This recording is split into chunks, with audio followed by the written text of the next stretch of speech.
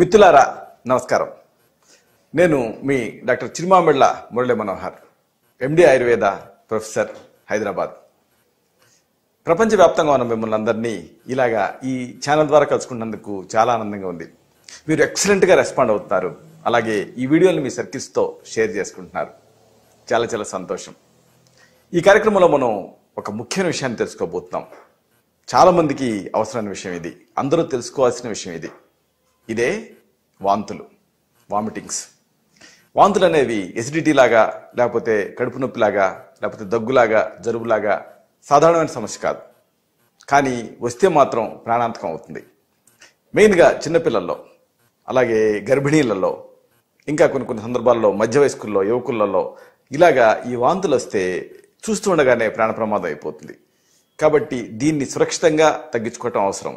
దీన్ని ఎలా తగ్గించుకోవాలి, దీనికి సంబంధించినటువంటి ఇంటి వైద్యం, అలాగే దీనికి సంబంధించినటువంటి ఆయుర్వేద ఔషధాలు, ఈ మొత్తం సమాచారాన్ని ఈ కార్యక్రమంలో మనం తెలుసుకుందాం. వాంతుల్ని ఆయుర్వేదంలో ఛర్ది అంటారు, వామిటింగ్స్ అంటారన్న సంగతి మీకు తెలిసిందే దీన్ని ఇంగ్లీష్లో. అయితే దీని కారణాల విషయానికి వస్తే, బాగా ఉప్పగా ఉండేటువంటి పదార్థాలు తిన్నప్పుడు కొంతమందికి అది పడక వాంతులు అవుతాయి. అలాగే అధ్యసనం అంటే అతి భోజనం తిన్న సందర్భాలలో కూడా కొన్ని సందర్భాలలో వాంతులు అవుతాయి. ఇంకా ఇండైజెషన్ అంటే అజీర్ణం వల్ల కూడా వాంతులు అవుతాయి. అలాగే పిల్లల్లో అయితే క్రిమిదోషం అంటే ఇంటెస్టైనల్ వర్మ్స్ కనుక ఉంటే అలాంటి సందర్భాలలో కూడా వాంతులు అయ్యేటువంటి అవకాశం ఉంది. ఇదంతా ఒక ఎత్తు అయితే, కొంతమందిలో మనోవ్యాకులత, డిప్రెషను, స్ట్రెస్, టెన్షన్స్ ఇవి బాగా పడ్డప్పుడు అలాంటి సందర్భాల్లో కూడా వాంతులు అవుతాయి. ఇంకా గర్భధారణ సరే హార్మోన్స్లో తేడాలు వచ్చి చాలామందిలో ఇలాగా గర్భిణీలలో వాంతులు అవుతాయి.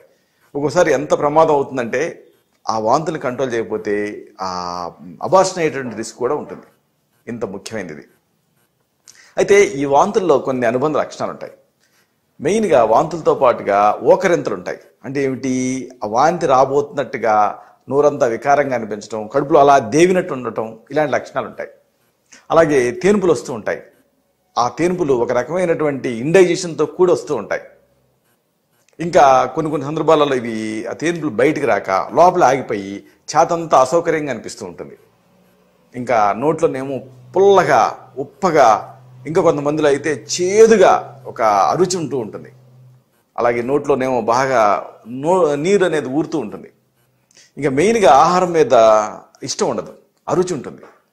ఇలాంటి ఈ అనుబంధ లక్షణాలు వాంతులు ఉన్నప్పుడు ఉంటాయి. మరి ఒకవేళ ఈ సమస్య ఉంటే దీన్ని ఎలా తగ్గించుకోవాలి? కొన్ని అద్భుతమైన ఆయుర్వేదంలో చెప్పినటువంటి శాస్త్రీయమైనటువంటి గృహ చికిత్సలు తెలుసుకుందాం. ముందుగా మీకు ఒక ఆసక్తికరమైన గృహ చికిత్స గురించి చెప్పాలి. రావి చెట్టు తెలుసు కదా. ఈ రావి చెట్టు తాలూకు పట్ట అంటే మానుపైన ఉండేటటువంటి ఆ బెరడు, దాన్ని తెచ్చుకోండి. ఒక 100 గ్రాములు సరిపోతుంది. దీన్ని ఎండబెట్టండి. ఎండబెట్టేసేసి ఒక రేకు మీద పెట్టి కాల్చండి. అప్పుడు ఏమవుతుంది, అదంతా కాలిపోయి అది బూడిదలాగా అవుతుంది. ఇప్పుడు దీన్ని నీళ్ళలో కలపండి. ఆ నీళ్ళలో కలిపేసేసి బాగా కలిదిప్పి అడుగున సెడిమెంట్స్ మిగిలిపోతాయి, దాన్ని వడపోసుకోండి. ఆ నీళ్లు మీకు అవసరం, ఆ ఫిల్టరేట్ అవసరం. దీన్ని అలాగా ఎప్పటికప్పుడు ఏ రోజుకి ఆ రోజు తయారు చేసుకొని దాన్ని మాటికి తాగుతూ ఉండాలి. 1 టేబుల్ స్పూన్ చొప్పున ఆ నీళ్ళని తాగుతూ ఉండాలి. దీంతో ఆశ్చర్యకరమైన ఫలితం కనిపిస్తుంది. ఎంత తీవ్రస్థాయి వాంతులైనా సరే డెఫినెట్గా దీంతో కంట్రోల్ అవుతాయి. ఇక ఇలాంటిది మరొక అద్భుతమైన ఇంటి వైద్యం తెలుసుకుందాం. ఇది అంతే, ఎన్ని మందులు ఇచ్చినప్పటికీ కంట్రోల్ కానీ సందర్భాలలో దీన్ని ఆఖరి అణ్వస్త్రం లాగా, ఒక ఆఖరి ఆయుధం లాగా, ఒక రామబాణం లాగా, ఒక వజ్రాయుధం లాగా దీన్ని వాడచ్చు. ఈ పద్ధతి తెలుసుకుందాం. మీకు కానుగ చెట్లు తెలుసు కదా. మనం అలా రోడ్ల పక్కన వెళ్తూ ఉంటే నీడ కోసం ఆర్నమెంటల్ ట్రీస్ లాగా వీటిని పెంచుతారు. దీన్ని గానుగా అని కొన్ని ప్రాంతాలు అంటూ ఉంటారు, కానీ నిజానికి దీని పేరు కానుగ, తెలుగులో కరంజ అంటారు. ఈ కానుగని మీరు గమనిస్తే అచ్చం ఆ చింత కాయల్లాగా ఈ కానుగ చెట్టు నుంచి ఆ కాయలు మీకు కనిపిస్తూ ఉంటాయి. వాటిని అలాగా ఒలిస్తే ఆ లోపల గింజలు ఉంటాయి. దీన్ని ఆ గింజల్ని కానుగ పప్పు అంటాం. ఈ పప్పుని కొద్దిగా వేయించండి. నూనె గింజలు ఇవి కాస్త వేయించండి. వేయించి ముక్కల కింద కోయండి. కోసి మాటికి ఒక చిన్న ముక్కని పెట్టుకొని నవిలి తింటూ ఉండాలి. దీంతో శాస్త్రంలో ఏం చెప్తారంటే దుస్తరమైనటువంటి ఛర్ది అంటే అసాధ్యమైన అనితర సాధ్యమైనటువంటి వాంతులు కంట్రోల్ అవుతాయంటుంది శాస్త్రం. ప్రాక్టికల్గా కూడా దీన్ని మీరు చూడొచ్చు. చాలా ఎక్సలెంట్ మెడిసిన్ ఇది వాంతులకి.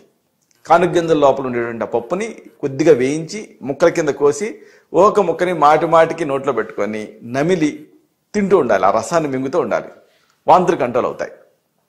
ఇక ఇలాంటిది మరొక అద్భుతమైన ఇంటి వైద్యం. యాలక్కాయలు ఉంటాయి కదా, వాటి లోపల గింజలకి ఈ చర్ది అంటే వాంతుల్ని కంట్రోల్ చేసే తత్వం ఉంటుంది. ఆ యాలకుల గింజల్ని అంటే పైన ఉండేటువంటి పొట్టంతా వలిచి ఓపికగా ఆ గింజల్ని కాస్త బాణల్లో నెయ్యి తీసుకొని ఆ నెయ్యిని వేడి చేసి ఈ గింజల్ని యాలకుల గింజల్ని దాంట్లో వేయించండి. తర్వాత దాన్ని పొడి చేసుకోండి. 250 నుంచి 500 మిల్లీగ్రాముల వరకు కూడా దీన్ని డోస్ కింద వాడుకోవాలి. 4 నుంచి 5 గ్రాములు దీన్ని ఇలాగా తేనెతో కలిపి తీసుకుంటూ ఉంటే మంచి ఫలితం ఉంటుంది. ఈ వాంతులు కంట్రోల్ అవుతాయి. వాంతులు ఇబ్బంది పెడుతున్నప్పుడు చాలా మంచి మెడిసిన్ ఇది. ఎలాంటి సైడ్ ఎఫెక్ట్స్ దీంతో ఉండవు. గర్భిణీలు కూడా వాడుకోవచ్చు.